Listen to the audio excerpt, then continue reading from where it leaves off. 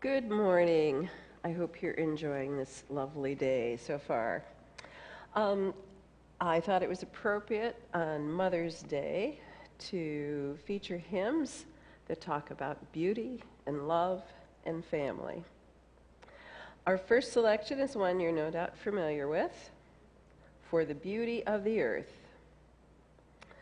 The music was by Conrad Coker, who apparently was a well-established composer of his time. The words to this song were written by a 29-year-old teacher named Folliot Pierpoint. He was enjoying a stroll in the countryside near Bath, England, where he lived, when he was inspired to write 8 stanzas of this song. Now, novelist Jane Austen and landscape artist Thomas Gainsborough also found inspiration in nature while living in Bath, England, not too far out time-wise from when the composer of this, or the text writer of this, was living there. Apparently it is a lovely area, though I've not been there myself. Pierpoint acknowledged the beauty of creation, and he thanked God for family, friendship, the human senses, the church, and Jesus himself in this hymn. Now, the version we sing has 5 verses. A little side note, if any of you saw the 1994 film of Little Women, it was set in the 1860s New England, and the wedding guests formed a circle, joined hands, and danced around, singing this hymn. For the Beauty of the Earth would have been quite new at that point, but appropriate for the occasion. So let's sing and praise. Lord of all, to thee we raise this our hymn of grateful praise.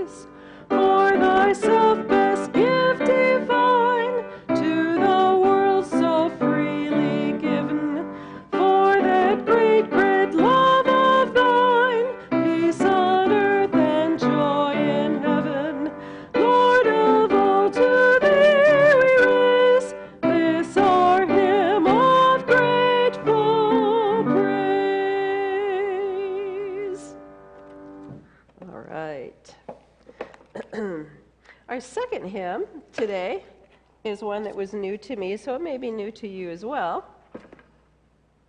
It's called As a Child Rests. It was written by Christopher Walker in 1988, so it's pretty current.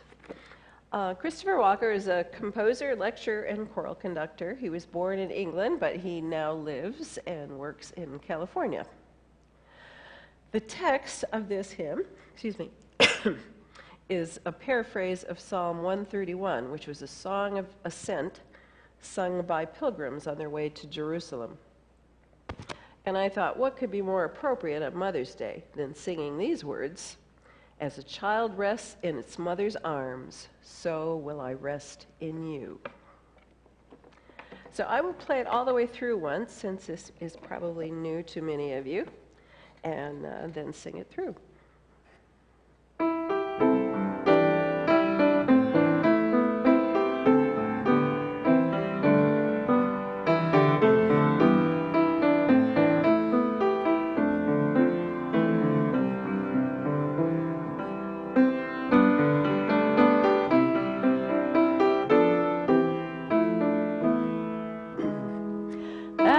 Child rests in its mother's arms, so will I rest in you. As a child rests in its mother's arms, so will I rest in you. My God, I am not proud, I do not look for things too great.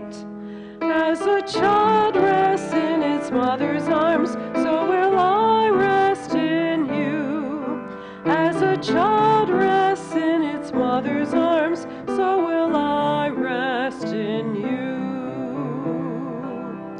My God, I trust in you. You care for me, you give me peace. As a child rests in its mother's arms, so will I rest in you. As a child rests in its mother's arms, so will I rest in you. O Israel, trust in God, now and always trust in God. As a child rests in its mother's arms, so will I rest in you. As a child rests in its mother's arms, so will I rest in you.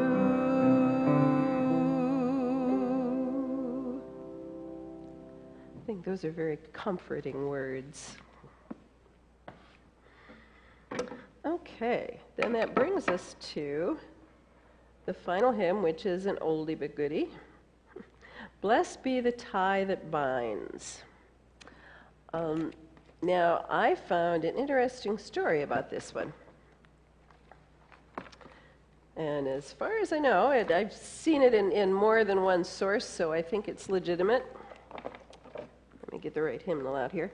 Johann Nageli was an influential Swiss musician, choral composer, and music publisher. He actually wrote the tune. But the story is about the man who wrote the text. Let's see. Let me get the right page here. Okay. The text was written by Reverend John Fawcett. He was a preacher in a small Baptist church in the English countryside. He earned a very meager wage. Sometimes he even got paid in things like potatoes or wool.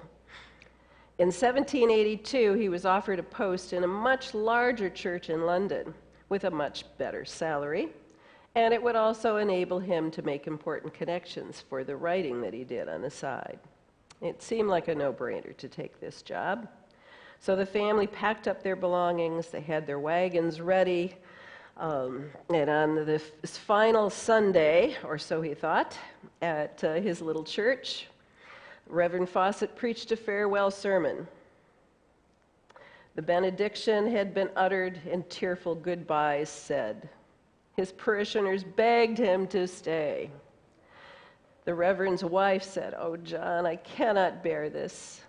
And he replied, "Neither can I, and we will not go." So, to commemorate that moment, Reverend Fawcett wrote the words to this hymn. The song tells us Christian love transcends time and space. It binds believers together, even when they must be apart. But he couldn't stand to be apart from his congregation. Those ties were strong enough to bind Reverend Fawcett and his family, to that little church for the rest of his ministry for more than 50 years in all. Blessed be the tie that binds.